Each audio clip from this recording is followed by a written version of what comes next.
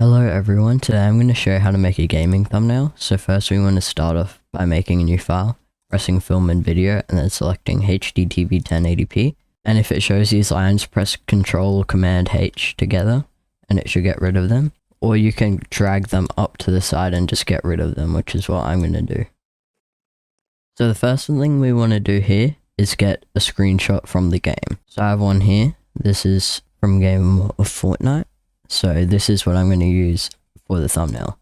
And you can unlock the background layer and delete that. So what I'm going to do first is grab this lasso tool and then just drag around the different parts of the GUI. And then if you hold shift, you can add to that selection to drag around everything.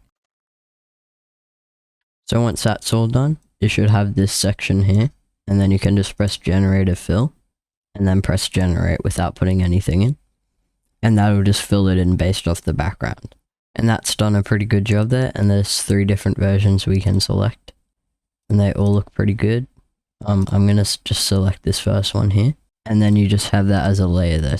The next thing we'll want to do is add text. So compress T, and you can type whatever text you want. So I'm just gonna put example, and I'm gonna highlight that all, and the font I'm gonna use is Bulby1SC. And then once you type that out, select it all, and set the color here, set it to white.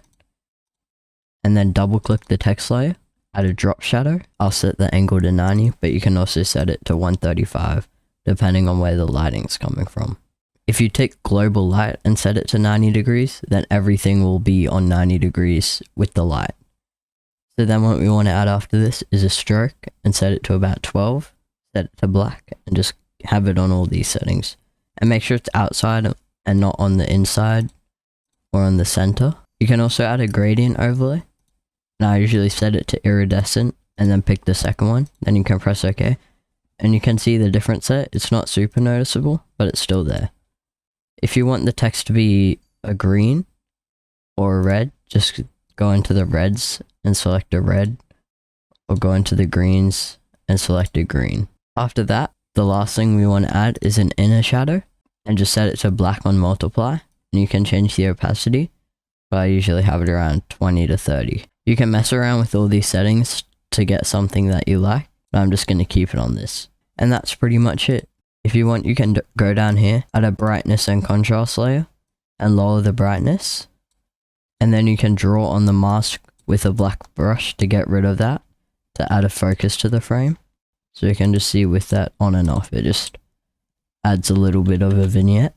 Now I'm just going to change this text and add a second text layer, green, to show what a finished thumbnail might look like.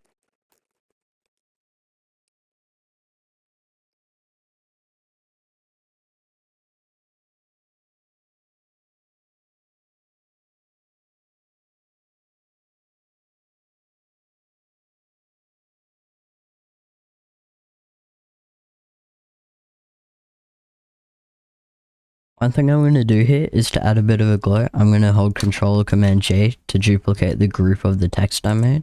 And then I'm going to go into the different texts and remove the drop shadow and the stroke from them.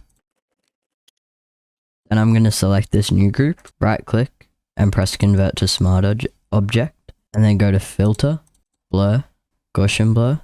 Put it to about 15 pixels. Then press OK.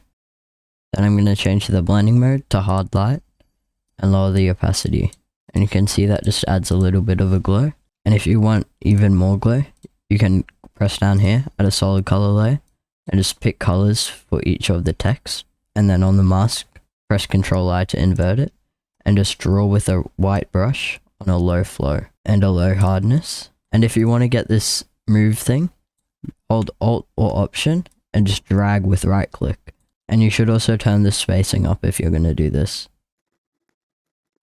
And then you can just duplicate the layers by pressing Ctrl or Command J, and just change this to different things for every layer. Then just delete the mask and add a new one by pressing this button down here. Then you can add another exposure layer and turn it up really high. Then on the mask, invert it and just draw highlights on certain things. So I'm going to draw highlights on the scope. I'm also going to drag that below all the text so it doesn't affect the text. Then I'm going to go into Texture Labs, go to Lens Effects, and find a star to put in the middle of the scope. I found this one, and I'm going to link it in the description. Once you drag that into Photoshop, you can set the blending mode to either screen or lighten. So I'm going to pick screen there. And for these glow layers, make sure they're set to linear dodge add. I'm going to move this to the center, make it a bit smaller, and then add a hue and saturation filter on top of it and make it more of an orange. And I'm going to lower the lightness a little bit. And here's the finished thumbnail. You can do this for any game you want, and you can keep adding different glow layers or different overlays like this, and just keep adding stuff until it looks how you want it to look. That's pretty much it. Thanks for watching, and I don't make anything of these, so liking and subscribing helps out a lot. If you want any other tutorials, make sure to comment what you want to see a tutorial on, and I'll try and make a tutorial on it. Thanks for watching. See you next time. Goodbye.